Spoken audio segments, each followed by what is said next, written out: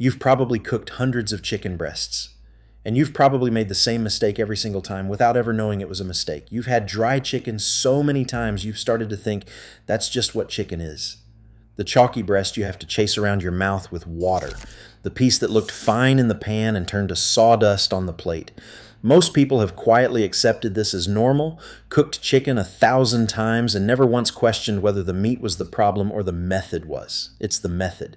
And a Japanese cook almost never has this problem, which is strange when you think about how much chicken Japan actually eats. Yakitori, karaage, chicken simmered into rice and broth and hot pots. Chicken is everywhere in Japanese cooking, and it comes out juicy so consistently that dryness barely registers as a risk. That consistency comes down to technique, not luck and not some secret ingredient.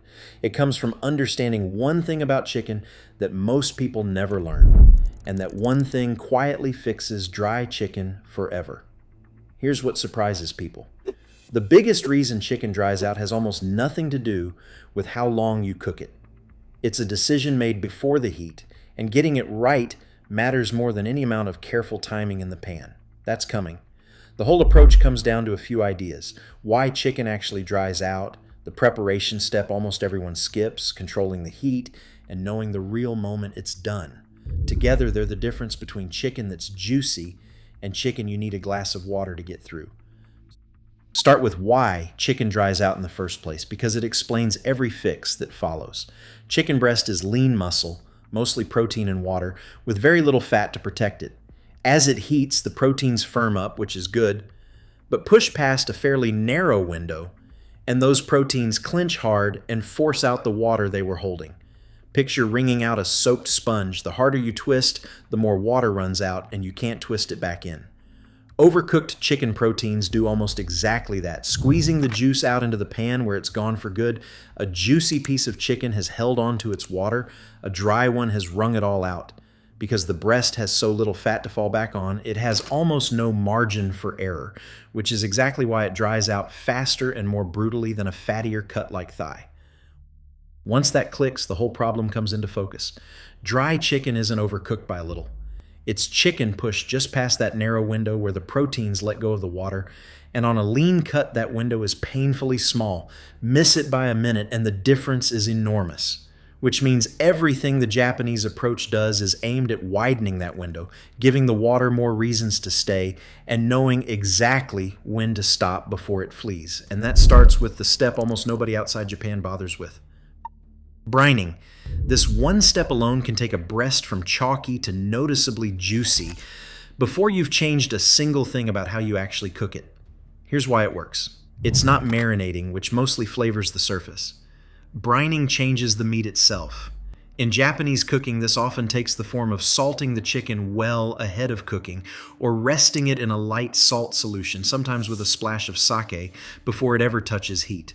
The salt alters the proteins, so they hold on to more water during cooking, and it seasons the chicken all the way through instead of only on the surface. A salted, brined breast steps into the pan, already better armed to survive the heat, holding more water and losing less of it when the proteins tighten. It's one of those quiet habits many Japanese home cooks never think to mention because to them, it's simply how chicken is prepared. This is also the fix for something most people have noticed without thinking about why. Chicken thigh is much harder to ruin than breast, and forgives almost any amount of clumsy cooking, while breast punishes the smallest mistake. The reason is fat. Thigh is threaded with it, and that fat stays liquid and lubricating even when the meat is cooked well through, masking dryness and keeping every bite moist. Breast has almost none, so the moment its water leaves, there's nothing left to hide behind. It's why so many cooks quietly give up on breast and switch to thigh. Brining is how you give the breast the forgiveness that thigh gets for free, a safety net built in before the pan. It takes time, and that's the whole reason people skip it.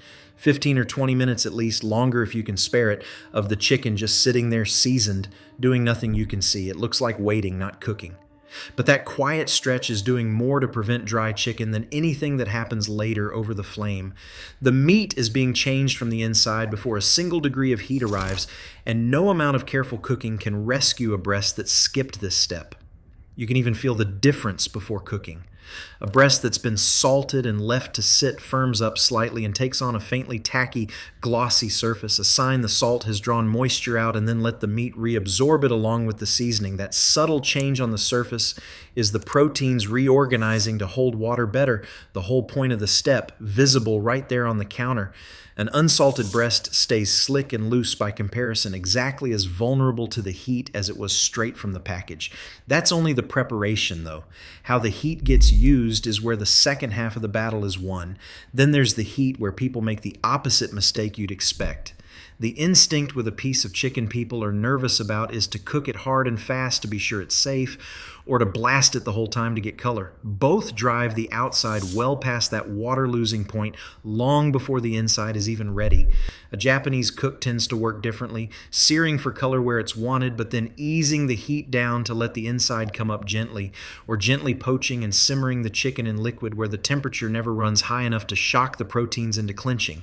Lower, gentler heat keeps the meat inside its safe window for far longer, which turns that painfully small margin into something forgiving. The Japanese lean on a move most Western cooks never try, which is poaching chicken in barely simmering liquid and then letting it finish by sitting in that liquid off the heat as it cools. The residual warmth of the broth brings the chicken through at a low, safe temperature so it never gets blasted, never clinches, and stays astonishingly tender. It's the same principle as everything else here, taken to its furthest point. The softer the heat, the more moisture survives. And then comes the part that undoes more chicken than any other, the moment. Almost everyone reads wrong. Knowing when it's actually done. Chicken carries residual heat and keeps cooking after it comes off the flame, its temperature climbing several more degrees while it rests. A cook who waits until the chicken looks completely done in the pan has already gone too far because carryover heat is about to push it past the edge on the plate. A Japanese cook, treating juiciness as the whole point, pulls the chicken a touch early and lets that residual heat finish the job safely. The piece that looks just barely done coming out of the pan is the one that's perfect by the time it's cut. Waiting for total certainty in the pan is how the certainty of dryness gets made. This is worth saying carefully, because chicken is one place where being underdone genuinely matters for safety. Unlike a steak, the goal is not raw chicken. The goal is to pull it at the exact moment it reaches doneness rather than well beyond it, and to let carryover and resting carry it safely home.